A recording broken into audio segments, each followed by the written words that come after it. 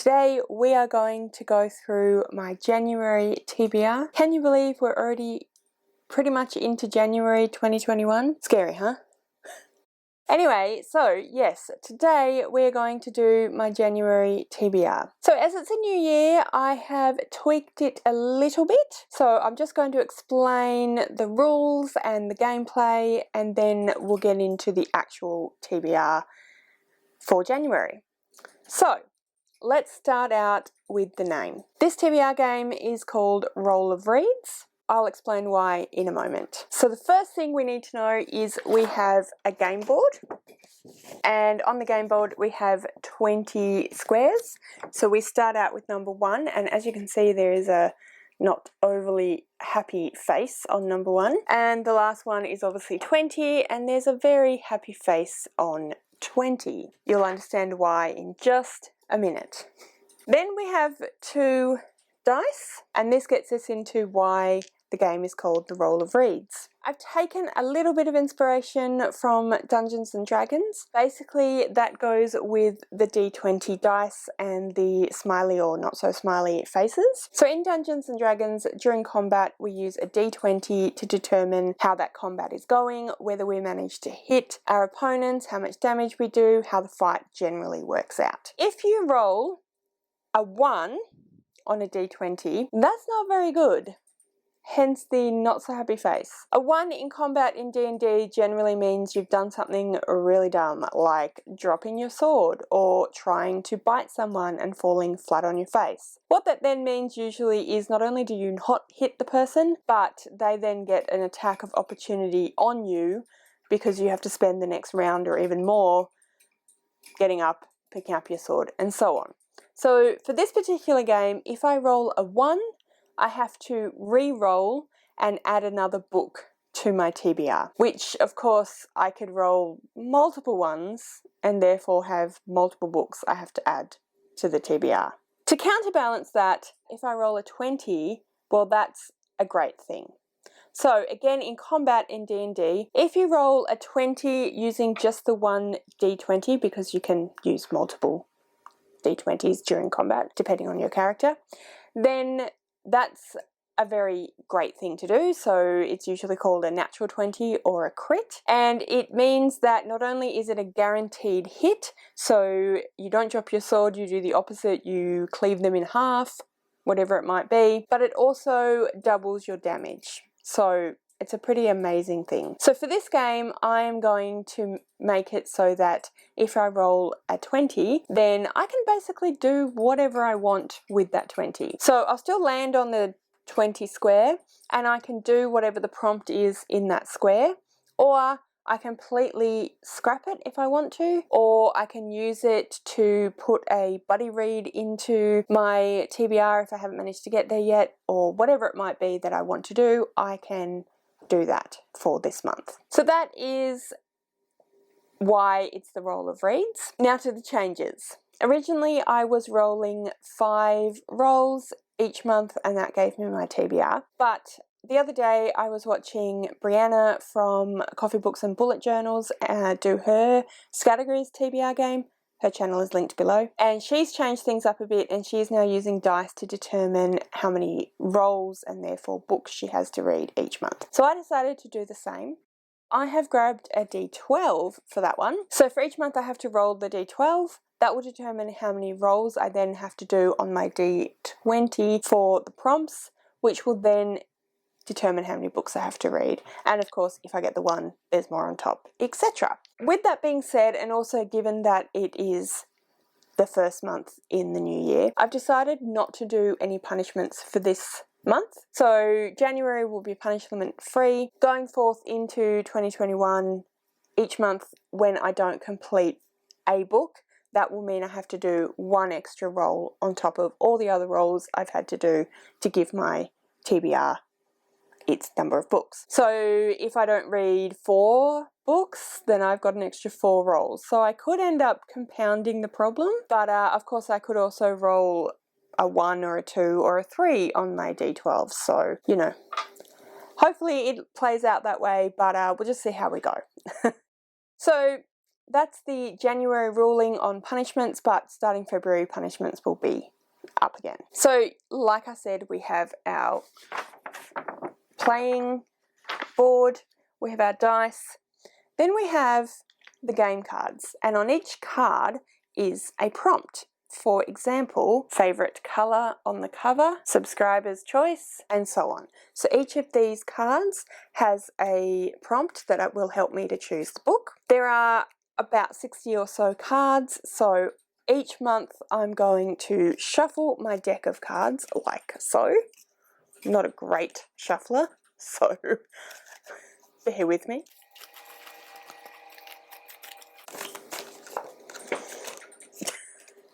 See what I mean? It's hard to shuffle at this weird angle, but I want you guys to see it. Anyway, shuffle the cards and then we'll go ahead and place 20 cards out on the game board. Once that's done, I'll then roll my d12 to determine how many rolls, and then we'll go on with the rolls for that month.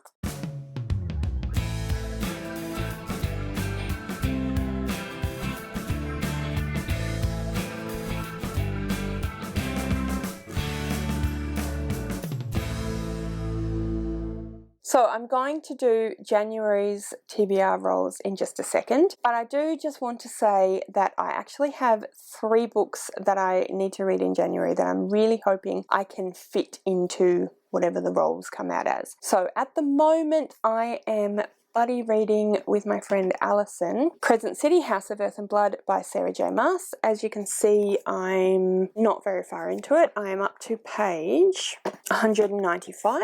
So that means I'm roughly a quarter of the way through, but I'm actually filming this on the 30th and this is going to go up tomorrow. So I'm definitely not going to get it read before January. I think we'll probably get it read in January. I know Alison is really, really enjoying it at the moment. She's kind of flying through it at the moment. But anyway, so that is a buddy read I'm hoping to fit in because otherwise it gets added on top.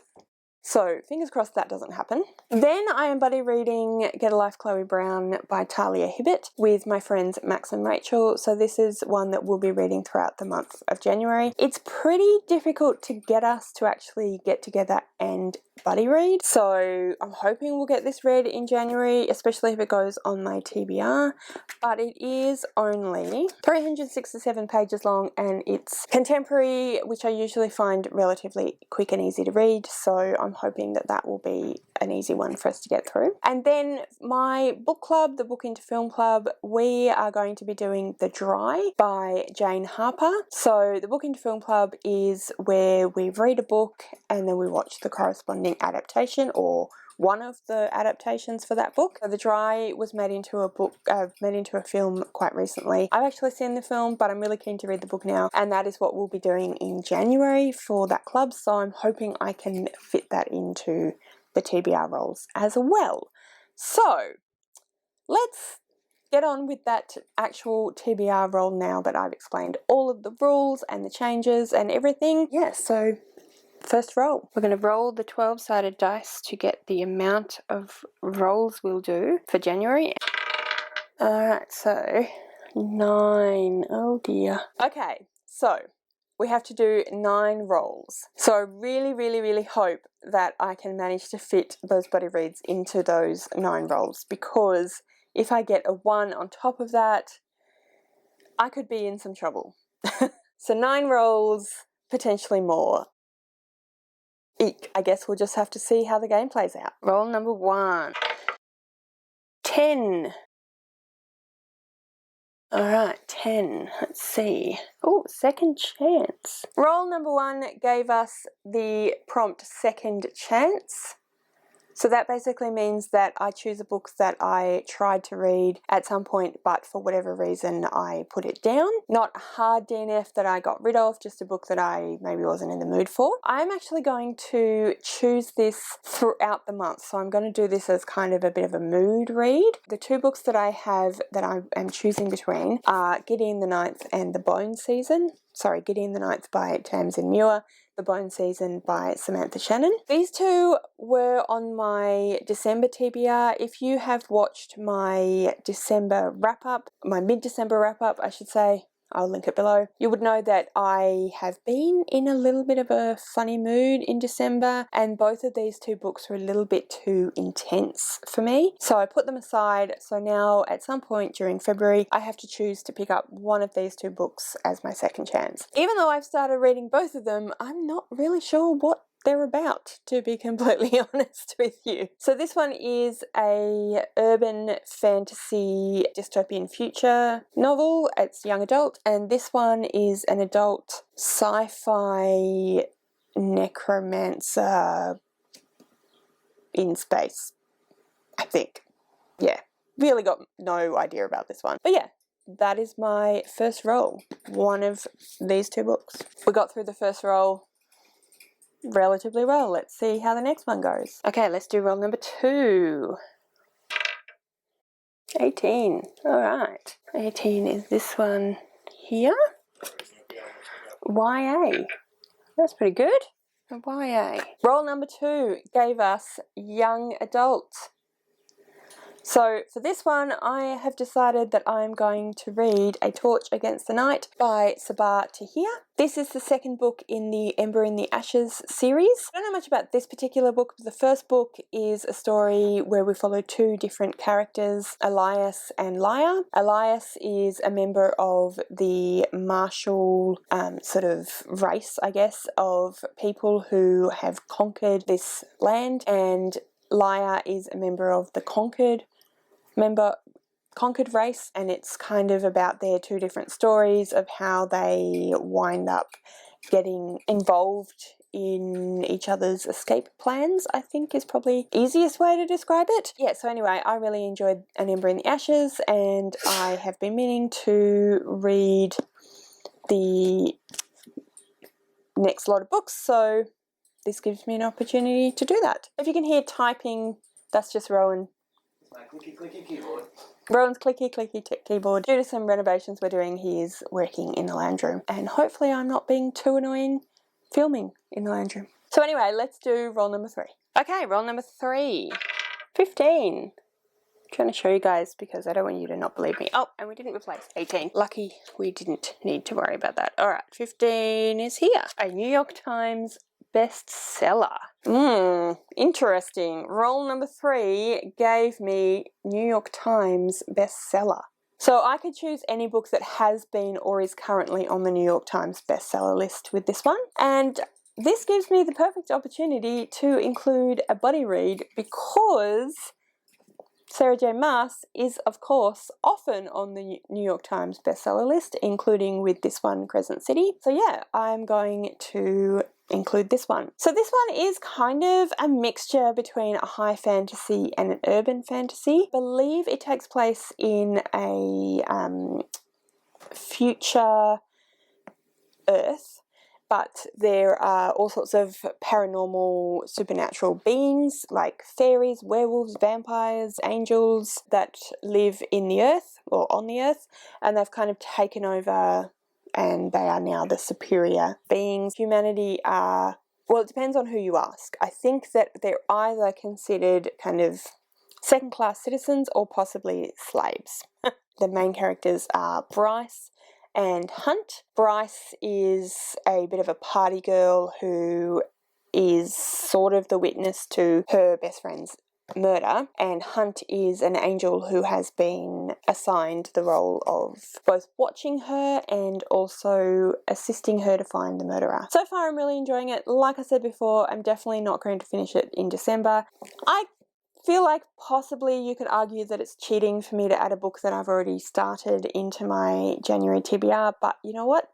It's my January TBR, so I'm going to do it. And now let's do the next roll, which is roll number 4. Okay, we're in roll number 4.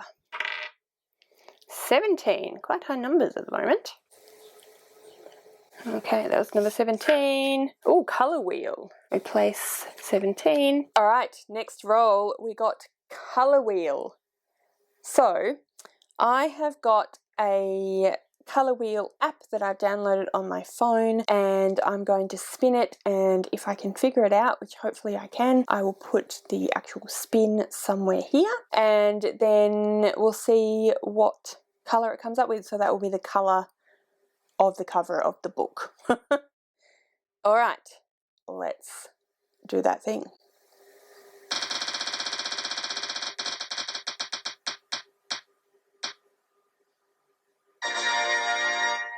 And we got pink. Trying to think if I have anything with a pink cover, or a pink on the cover at least. I know I have red, white and royal blue, but I've already read that one. I'll just go and check my bookshelves. Alright, I'm back again, and yes, I did find a book. It's not entirely pink, but it definitely has some bright pink on it, and that is Pride by Ibby Zaboy. This one is a Pride and Prejudice retelling. It's about gentrification in, I think, a borough of New York City, and yeah, it's about how that kind of changes a community and what happens when people are essentially forced out of their community and their home. But yeah, within that there is a love story, and like I said, it's based on Pride and Prejudice. It says on the front that it is a Pride and Prejudice remix, which I think will be really exciting. I really love the cover of this one. I definitely want to read this book. I think it sounds really interesting, and I'm really keen to see how it all plays out. I have heard from a few different people that this is a really great book, and it's also quite short. It is 289 pages long, and given that I have the giant Crescent City on this TBR, I'm glad to have quite a short book on there as well. Thanks, Colour Wheel. On to roll number 6. Adapted into a TV show. Roll number 5 gave us adapted into a TV show. So for this one, I've decided to go with Little Fires Everywhere by Celeste Ng. As you can tell from this cover, it's actually been adapted into a TV show starring Reese Witherspoon. I don't know a huge amount about this book. I know that it is a sort of urban thriller mystery type of book. I believe it is, well, how about I just read the back to you? Everyone in Shaker Heights was talking about it that summer, how Isabel, the last of the Richardson children, had finally gone around the bend and burned down the house. In Shaker Heights, a placid, progressive suburb of Cleveland, everything is meticulously planned, from the layout of the winding roads to the colours of the houses, to the successful lives its residents will go on to lead. And no one embodies the spirit more than Elena Richardson, whose guiding principles is playing by the rules. Enter Mia Warren, an enigmatic artist and single mother who arrives in this idyllic bubble with her teenage daughter Pearl, and a disregard for the status quo that threatens to upend this carefully ordered community. Suspicious of Mia and her motives, Elena is determined to uncover the secrets of Mia's past, but her obsession will come at an unexpected and devastating cost. I think that sounds really, really, really amazing. It sounds quite similar to the sort of books that Leanne Moriarty writes, and if you have been around for any length of time on this channel, you will know that I love Leanne Moriarty. She's one of my favourite authors. I've heard really great things about this one. I've heard that it's just amazing, so I'm super excited to read this one. And it's another reasonably short book that I think I'll get through quite quickly. These are the sorts of books that I tend to find very, very readable. So yeah. Roll number 6. Oh. Oh, sorry guys. Roll number 6. That was 16 again. We're just going to say, even though you bounced off the table. What do I replace it with? Disability Rep. And for roll number 6, we got Disability Rep. So, another buddy read that I can fit in here, because Get a Life, Chloe Brown by Talia Hibbert features Disability Rep. So the Disability Rep in this book is about a person with a chronic illness. I'm not really sure what the chronic illness that's featured in this book is. I do know that Chloe, the main character, lives with the chronic illness that is featured here, and it's kind of made her have quite a quiet life, and she wants to change that, and she writes a bucket list, things that she really wants to do, and she ends up recruiting her super of her building to help her with this bucket list, and I think a romance ensues, as I'm sure you can probably tell from the picture on the cover. I think it sounds really, really great. Like I said before, it's quite little, so I think hopefully we'll get through it quite quickly. So Max and Rachel, Yeah, so there's that. All right, we are on number 7. 6 again. Set somewhere you've never been. And the next roll I got, set somewhere you've never been. I'm going to possibly cheat a little bit with this one because I really want to read Hollowpox by Jessica Townsend. Given that it's set in an entirely made-up world, that is obviously somewhere I've never been, so you could probably argue that this is somewhat cheating, but again, it's my game, my rules, so that's what I'm going to do. So this is the 3rd book in the Nevermore series, so I'm not going to go into any detail about what this particular book is about. Not that I really know, really, to be honest. It features our main character, Morrigan Crow, who in the 1st book, Nevermore, we find out is a cursed child, which means that she is fated to die on her 11th birthday. But that doesn't happen because on her 11th birthday, someone called Jupiter North comes along and whisks her off to Nevermore, starts to kind of be a father figure for her, and she moves into his hotel and starts living a very exciting, adventure-filled life, and it's amazing. The next one, Wondersmith, is also amazing, and I'm super psyched to read Hollowpox, which is the 3rd, I think, and the final book, although I'm not sure. I might have heard that there was another one coming out. I'm not 100% sure, but I'm pretty sure the final. But anyway, either way, I'm excited to read it. So we've got through 7 rolls without rolling any ones. Fingers crossed we can do this. Roll number 8. 19. Alright, 19.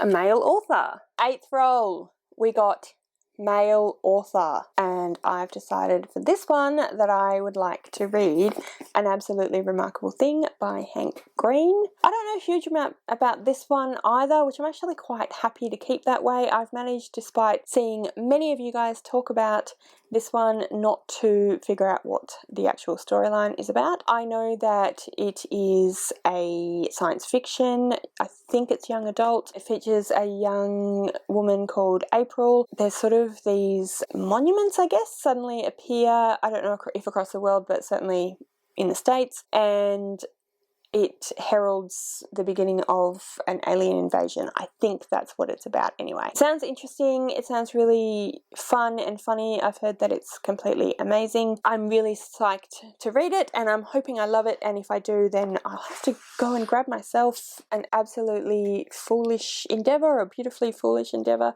something like that anyway. So yeah. Okay, 9th roll. Final roll. Can we do this? Fingers crossed. Okay, final roll. We haven't got any ones yet. Hopefully we don't get one this time. Ah, of course I would say that. Right as I roll a 1. Oh well. Number 1. Inspired a movie you've already seen. On the 9th roll, we get a 1. Oh well. That's the way it goes, I guess. So what was our 9th roll? Inspired a movie you've already seen. I actually got the idea for this prompt from the last Reading Rush round, so thank you Ariel and Raylene. I thought this was a really, really cool prompt, so I've borrowed it. Anyway, yes, so inspired a movie I've already seen. Well, this works out perfectly because, as I said before, one of the books that I definitely had to read in January was The Dry by Jane Harper. I saw the movie just the other day. It was a pre-release, pre-screening. Can't think of the actual title, but anyway, you get the idea. And it was amazing. I really, really enjoyed it. So I decided that it would be the next book that we would do for the Book Into Movie Club. And yeah, so fortunately I managed to fit it into my January TBR. And now let's hope this additional roll is in fact going to be the final roll, because that TBR is looking mighty big. Let's see how we go. Phew! It's a 5. Alright, number 5. Australian Aboriginal author. Well, thank goodness. We're just having 10 rolls. Final role, the additional role, was an Australian Aboriginal author. So as I mentioned before, I didn't have a great reading month in December, and one of the books that was on my TBR that I didn't get to was Too Much Lip by Melissa Lukashenko. So I've decided to add this one to this month's TBR as well. Again, I don't know a huge amount about this book, so I'll read the blurb to you. Too much lip, her old problem from way back. And the older she got, the harder it seemed to get to swallow her opinions. The avalanche of bullshit in the world would drown her if she let it.